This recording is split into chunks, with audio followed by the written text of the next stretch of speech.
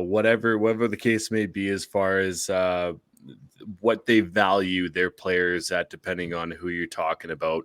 But Kev, where is your break point within signing Elias Lindholm to an 8-year deal?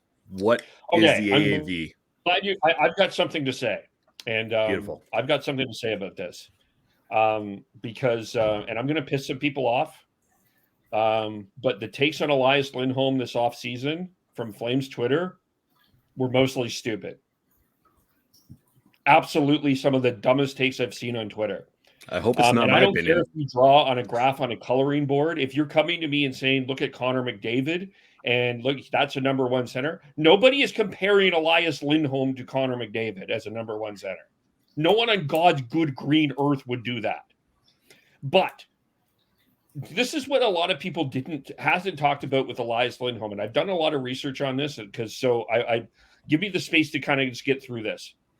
There was, other than the players that were acquired, which were Jonathan Huberdeau, Nazem Kadri, Mackenzie Weegar, and maybe Jacob Markstrom, nobody had a more difficult transition into the year than Elias Lindholm. He loses two of his line mates of the best line in the National Hockey League, Johnny Gaudreau and Matthew Tkachuk. He's expected to play with Jonathan Huberdeau. They get off to a sluggish start, which should be expected because you're trying to develop chemistry. They lose a game that maybe they should have won to Edmonton, and all of a sudden Milan Lucic is in the top six.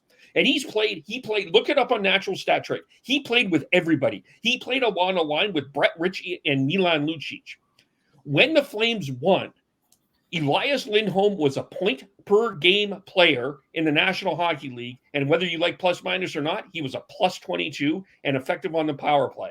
The problem is when the Flames lost, Lindholm was tough. He was a minus 16. He didn't get a power play goal, and he was well under a point a game player. Did Elias Lindholm have a great year? No, he did not. He had a rough year. But to put this, some of the takes that he is not a number one center in the National Hockey League, get off your ass. And for the love of God, to do some proper research. He was in the same point percentile as Jack Eichel. He was in the same point percentile as Sebastian Aho. And by the way, he had more points than Patrice Bergeron, who won the Selke Trophy. Give me a break about the garbage about Elias Lindholm. Now, I will argue and probably grant everyone about giving him 8 years. I think giving anybody 8 years is a questionable thing. But the things that were said about Elias Lindholm this offseason were absolutely fucking garbage.